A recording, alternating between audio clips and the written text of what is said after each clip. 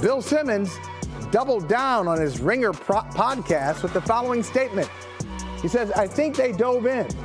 From what I heard, they made an offer. I think Boston's going to get Giannis. And I think it will happen in the next week. Wow. Meanwhile, Brian Windhorst of ESPN is reporting that Giannis prefers to go to the Miami Heat, but Milwaukee has not liked a Heat trade package thus far. He does say the Celtics remain in the mix and that Giannis would be willing to go there. All right, so Andrew Callahan, all this smoke, all this chatter, are you starting to believe, as Bill Simmons does, are you starting to believe that Giannis is going to be here next week? Yeah, absolutely.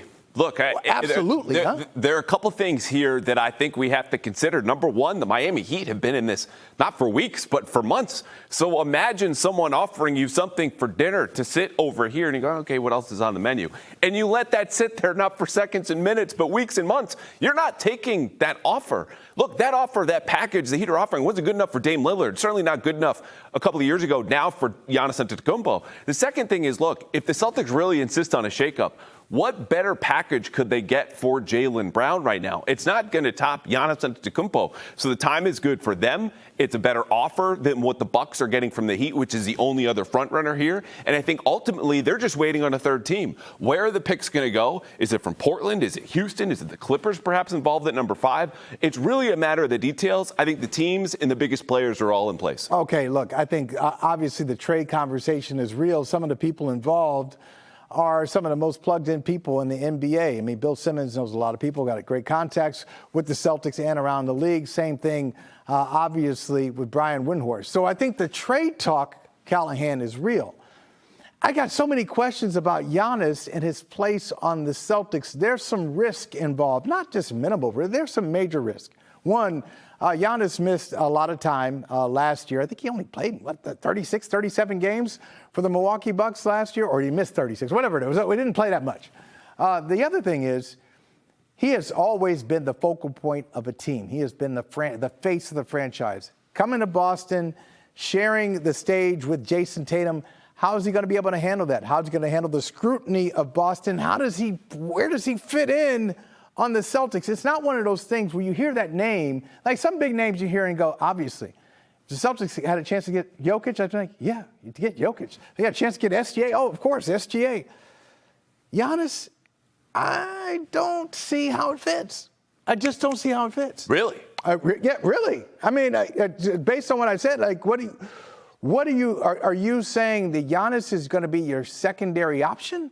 Is Giannis, or does Giannis become the face of the Celtics and now Jason Tatum becomes your secondary option? No. Look, I think this is a very different conversation in that if Jason Tatum was going to Milwaukee, then you understand that Tatum would be the number 2 to Giannis. But you'll come here to an organization that has won a championship more recently than you have. You come in here as the 1B. That's part of the terms here. You're also coming into a team with a roster full of shooters, which what did we learn from that Bucks run when they did win the title? You have to surround Giannis with shooting. So I think you have him primarily play the 5, Tatum at the 4. You are big, strong, and long, and you're able to put more pressure in the rim than the Celtics have been doing. But I don't like that. Those are 5 is not the best position for Giannis, and 4 I don't think is the best position for Tatum.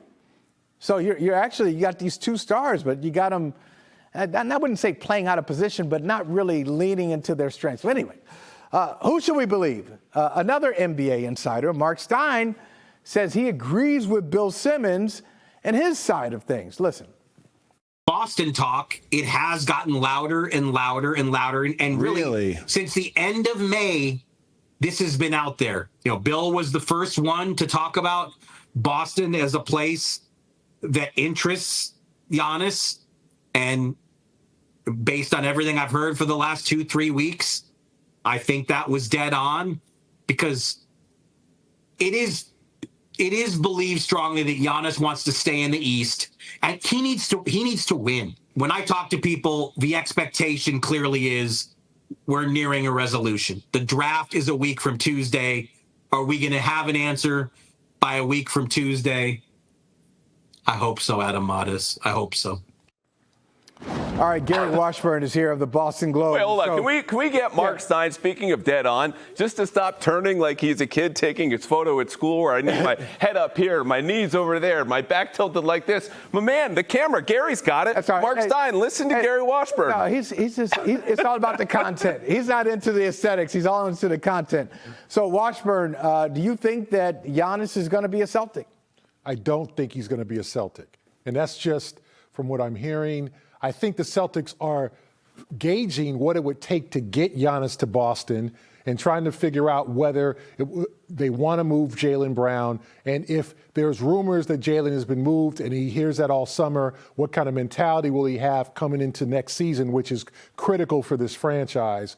I do think Miami has the edge on this, but I do think Boston is kind of sniffing around and finding out. Could you even acquire Giannis without sacrificing Jaylen? That would be a big question. What is exactly Milwaukee looking for? Who is the third team involved? Because there's going to have to be a third team involved. Is it a Portland? Is it a Clippers? What team will jump in and maybe sacrifice their lottery pick to get a Jaylen on their roster? Is it Atlanta, who has New Orleans' pick? So there's a lot of questions here that need to be solved in the next week. I do think something's going to happen by the draft because that will kind of shake things out. But I don't think the chances are that he's coming here, and I don't think the Celtics are shopping Jaylen Brown in this deal. I think they're trying to figure out how to get him without Jaylen, but if it requires Jaylen, it's going to be a beneficial deal for the Celtics. And I agree with Andrew, it's going to be difficult to figure out how he works with Jason and whether that's a championship team. Gary, to me, look, I don't think this deal happens without Jaylen, though. From a salary standpoint, we just went through all the second apron machinations and the punishments and the frozen draft picks and your inability to trade when you have so many large salaries, because there goes Drew Holiday, there goes Al Horford. You have three players now making over $50 million, upwards of 70, particularly with Jaylen eligible for an extension here coming up, too. I think this would have to involve him, but it sounds to me like the Celtics are wary of annoying him in this sense. As a guy who's also been in trade rumors, Paul George, Jimmy Butler, you go all the way back, Kawhi Leonard. Is that something that's at the forefront of their mind with this deal, or do they not see the fit as clean with Giannis as it currently is with Jaylen? I do think it's something they think about. Obviously, Jaylen's coming off a career year. He's given everything he can in his 10 years to the Celtics. Does he have flaws and weaknesses? Of course he does, but I think, as he said in his Twitch video, he's going to be working on those. Does he come into this next season just as determined, or even more determined than last year, to try to atone for that first round kind of embarrassing loss to the 76ers? Yes. So I think the Celtics have it good either way. Either they're bringing in Giannis or they're keeping Jaylen, and they make other tweaks around the roster with maybe a Sam Hauser or Derek White, and they upgrade and they get more athletic, as Brad Stevens said. But if you bring in Giannis, like you said shooters, I'm not sure Boston has the shooters that everybody says. They haven't proven it the last couple years. Yeah, one of my. Do you want more threes? I think I'm hearing from Gary Washburn. More threes. We need there more we go. threes. Well, it's funny. One of my favorite clips is Joe Mazzulla reading your article, referencing your article, talking about threes, because you asked him so many questions about, hey, three-point shooting. And that really hasn't decreased. It's increased, the Celtics' three-point shooting. Do you think he would change? If Giannis came to the Celtics, do you think Joe Mazzulla would say, all right, that's not really how we should play anymore? Do you think he would change his style? I think he'd be open to adjusting. And I think as we're seeing from the finals, the conference finals, it's not a three-point happy league like it used to be. It's declining. You take selected threes, you take quality threes, you just don't bombard. And I think the Celtics found that out in Game 7 when they were trying to come back, and all they needed was a 2, and they just took a bunch of threes. And I think that, but Joe, I do think, is open to adjustment. I think you give him Giannis, and he spends months trying to figure out how to maximize the talents of Tatum and Giannis. I think he is going to be, very satisfied with that combination, and I think he'll be motivated to pair them to where they can maximize and be a championship contender. You mentioned maximizing Tatum and Giannis real quick, Gary. What concerns would you have personality-wise? Like, we hit on that lightly about who's the 1A, who's the 1B. They share a skills coach in Drew Hanlon. There's familiarity there. They've gone head-to-head, obviously, in the playoffs. How does that go with the Jason Tatum off the court? I think Jason will be fine as long as they're winning. The concerns I have with Giannis is health-wise. He'll be 32 in December, that he's had lower extremity injuries, and that he's an athletic freak, yes, but he's also taken a lot of pounding. I mean, as much as we remember him, winning in 21, he's entering like his 13th, 14th year. I mean, he was drafted in 13. So he's been around for a while. And how much do you get out of Giannis? And if you pay him that 4-year, $270 million extension, does that come back to bite you if he's not able to make it through that deal, or he's playing in 42 games a year? So I think health is my only concern with Giannis. I think they would make the combination work. I think he's motivated to win. He still wants to prove he's a top 5 player, but can he stay on the floor? Let's take a look at the Ford Built Big Board. Here are the odds for Giannis's next team. The Heat are currently the favorites, but the Celtics are not too far behind. And you go down, and the Bucks are still there, the Spurs, Trailblazers, Magic. Just kind of don't waste your money. It's a huge gap with a handful of teams with longer odds. Meanwhile, according to a report, the Clippers have emerged as a potential Jaylen Brown landing spot as the Celtics and Bucks potentially search for a third team. It's starting to feel like Brown's time in Boston is nearing an end, and he took to Twitch to say the following. Plenty of motivation to improve, get better. Me personally, I know a lot of people think like they've seen the best version of me, and you stand corrected. No matter what the situation is, and no matter what the case is, I feel confident in the sense where I'm coming into my physicality, my mental game, my weaknesses are turning into my strengths, and you have not seen the best version of Jaylen Brown. So I look forward to the next season. We'll see where the chips fall. Okay, so I have not watched more Jaylen Brown Twitch than I have this year. And every time I watch more Jaylen Brown on Twitch, Gary, I'm more convinced that this is the end. That sounds like a pitch to someone to come get him. I'm going to be the best I've ever had when I show up at your front door, if it's Milwaukee or Portland or the Clippers. Is there any way the Celtics do keep Jaylen Brown at this point? No, I take that as a trade me and see what happens. Like dare. Oh yeah, that's okay. Yeah. See what happens if you trade me. Like see what the next team gets, and you see if you regret that or not. I think that he has had a great 10 years. They've won a championship. There's always been this story with him and his relationship with Jason but they're going to be paired for the rest of their days, right? They probably get their numbers retired on the same night. Like, it's going to happen. I would not trade Jaylen. I don't think you trade a player coming off a career year unless he asks, unless he goes to management and says, it's time for this to end. I don't think he wants to be traded. I didn't take that. And Jaylen just says stuff sometimes, but I didn't take that as I'm ready to get out of here. I take that as keep doubting me and then see what happens, as they did last year, of whether he could lead this team. He led in the number 2 seed, 56 wins, all NBA selection. So I would not move him. I think that you have 2 cornerstone pieces to work with. You build around them. You take advantage of this window, and you try to win a championship next year.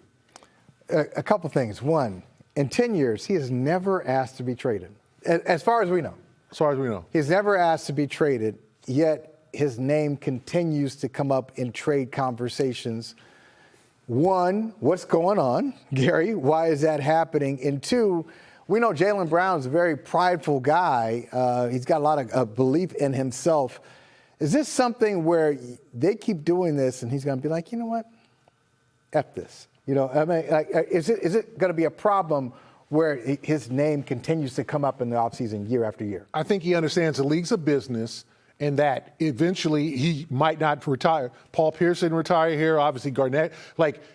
These days, there's no Dirks anymore, right? You're not going to play your entire career with one team. I think he's knowing that the NBA is a business and eventually it might be time to move on. And I think he's preparing mentally that something could happen. I'm sure his agent and him having talks, hey, your name is being thrown out there, but it was for Kevin Durant, it was for Anthony Davis. We've seen this before. I think he's mentally prepared. I think he's a big boy. He understands this. But I also think he has a lot more to contribute to this organization. He said he doesn't want to, though. Remember, like he said, if it's up to me, I'd like to stay here for the next 10 years. 10 years. Yeah. Do you think that's true? I think that's true. I don't think he would lie about. Why would he lie? What would give him? But I think he was kind of tone deaf in terms of what he said. Right, the favorite season. But he said that to us all year. I'm having a great time. But you don't say it after blowing a 3-1 lead. But I do think that he wants to stay here. I think he wants to make it work. He's invested in this community on and off the floor. He's been at the Dorchester YMCA to rebuild the basketball court. He has done things. He's put his hands on this community. I don't think he's like looking to get out. And I don't think Atlanta, I'm going to go home and play in Atlanta. I don't think that a lure to going back to Atlanta is big either. But if being the number one option and in that way proving doubters wrong or making it apparent, I can be the number one, I can carry a team, we will go higher than the NBA champions did in terms of the Knicks finishing third and the Celtics second in the East. He can't do that here. Jason Tatum is the one, and he knows that. And I think having proven it and done it and shown it to everyone, that might be the reason to ask out of. You want to have your cake and eat it too, the same way Giannis has done this in Milwaukee, where he's like, oh, I'm not requesting a trade, but I've let it known I would be happy to go to Miami or Boston. And this is kind of the modern star thing where Jaylen goes, yeah, I'm a number one and I've proven it and I should do it, but he knows it's not going to happen here. So he doesn't look like the bad guy, but in going out of town still gets what he wants. But it depends on what he wants. Like, does he want to be the number one guy on a team that's going to be 44-38? And hey, I'm all NBA, but we're home in the first round. Is that what he wants, or does he want to continue to bring home championships, compete for championships every year because he knows that's going to happen in Boston? We've seen plenty of athletes and throughout the sport want out because they want their own team. They get their own team, and it ain't working out. It does not work out for them. They probably, I should have stayed. And you see a 30 for 30 where they go, I probably should have stayed. I shouldn't have asked for that trade. I was young and immature. So we've seen that. We've seen in our whole sports generation. So I don't think Jaylen wants to be that guy. I mean, he saw it this year. I know like there was unusual circumstances, but he was the number one guy for a team that exceeded regular season expectations, a team that was up 3-1. But then in Game 7, there's no Jason Tatum. It's on him and a bunch of other guys. Like, hey, Ron Harper Jr. and these other guys are starting in Game 7, and they go home. They go home. All right, so you're all NBA. You get a lot of love. But you're going home after the first round, and you're the number one guy. So really, I mean, you saw a glimpse of it. You did, yeah. It's not really all Don't that. put Ron Harper Jr. starter, though, on Jaylen Brown. Joe Mazzulla madness belongs on the bench where it started. The point is, all right, so take Ron Harper Jr. out of it. The point is, Jason Tatum wasn't there in Game 7, and now you are surrounded with guys where nobody is really your equal, at least where Tatum is an equal. But he was the number one guy surrounded by lesser players. And that's generally what happens, as Gary said, that's what happens in, Charlotte and New Orleans and Sacramento and these other places where, you're the number one guy. Atlanta, Milwaukee, without Giannis, you're the number one guy, but where are you going? Nowhere fast. I mean, you want to be Anthony Edwards? Like, Anthony, hey, I'm the number one guy in Minnesota, and they keep losing, and everybody's like, it's your fault, hey, man, you're the number one guy. Like, it's glory to being the number one guy when you win. When you don't in the NBA, there's not a lot of glory. Yeah. Part of the reason Jaylen Brown might get traded, not only just been in rumors for Kawhi and Jimmy Butler and Paul George going all the way back, Kevin Durant. Brad Stevens has made a lot of actual trades that did not involve him. The big board is so big. That is a full screen. I didn't know this font existed. We start with Kemba Walker, going down Aaron Nesmith in the Malcolm Brogdon deal. Kristaps Porzingis, welcome aboard. Hello, Drew Holiday. Goodbye, Drew Holiday. And then goodbye, KP. So that's more than an average of a trade per season, Gary. This, I think, would obviously be the biggest, the boldest. Yes. Like, people here freaked out, and understandably so. There's a big part of our hearts that went with Marcus Smart when they sent him out to Memphis. But the problem is Jaylen Brown has been here longer than Marcus Smart was. He's a better player. He's won a championship. Let's just stay in our hearts. Are you ready for Jaylen Brown era to be over? And would Brad do this, do you think? I think Brad will do anything. I mean, as much as Brad, is quiet and unassuming, and the guy next door, he's a cold-blooded guy when it comes to making trades, and he'll pat you on the back out of the door, and you'll come back and get a big standing O, and Eddie Palladino will say your name in his voice, but he'll still trade you away. So I think Jaylen and Jason still have unfinished business. I think that they still have work to do. Right? I think Jason is like calling Giannis and saying, yeah, we need to play together. I think Jason would adjust. I think Jaylen will adjust. I think both understand this league's a business, but I think they both still have some unfinished business, especially coming off this year where they lost in the first round, and then watching the Knicks win the championship, watching them and going through all those playoff eliminations to Indiana and then coming back. And they're like, why can't that be us next year? You say, Brad's the guy next door. You go on vacation, you come back, you're like, hey, I sold your house. I got a pretty good deal, though. I got a good deal. I'm getting the profits on this. But you know what, Callahan, I think it is probably a good quality that Brad Stevens is willing, as Gary said, is willing to do anything. Because you don't want to be like a fan. You don't want to fall in love with players. You fall in love with players, you never move on from them. There are a lot of Celtics fans who would never traded Marcus. Well, we can't trade Marcus Smart. You can't trade, Jake Crowder. You can't move on from Isaiah. All these guys. So it's a good quality to have. I don't think I'm not looking at this emotionally, though, with Jaylen Brown. I'm saying, are you becoming a better basketball team? You got a higher profile player in Giannis. Are you a better basketball team if you trade Jaylen Brown and come back with Giannis? Yeah, and the question I think gets to the Jaylen Brown conversation too. Do you just get bored with the same thing? Again, the Jays have been together for this long period of time, and you understand one title, that's the whole point. They've checked that box, they've done it. But at this point, is losing the way that they did to the Knicks and obviously then the Sixers more recently impetus enough to make a wholesale change with Jaylen Brown, or are you just bored because Brad is constantly tinkering with the roster? Let's say that they decide to keep the Jays together. There's no Giannis deal. Jaylen stays put. What other moves could they make, Gary, do you think? Because clearly Brad is not happy with the direction of the team, and we could talk about play style all we want. The talent needs to be better, I think, on the floor. They need to get a more athletic wing. As Brad said, they need to get more athletic. And I've asked a lot of people this. In your guys' opinion, who's the most athletic player in the Celtics? Ooh, Ugo? I was just going to say that. I was just going to say. If that is the case, then they need to get more athletic. Well, who is it? Who is the most athletic Jordan player? Walsh or Jaylen? And Jaylen is no longer the athlete he was 7-8 years ago. He's more physical. Okay, this is great. I'm glad you're about to be on Jaylen Brown's Twitch. Here we go. Here we go. Did you see what Gary Washburn said about me? No, he's more physical. He's a better player. But we need to get Jaron Durant and Jaylen Brown together for their own Twitch stream about what's said at this desk. I love it. Are you available to go on his Twitch? Anytime he wants me on, I'm there. This is great. Oh, good.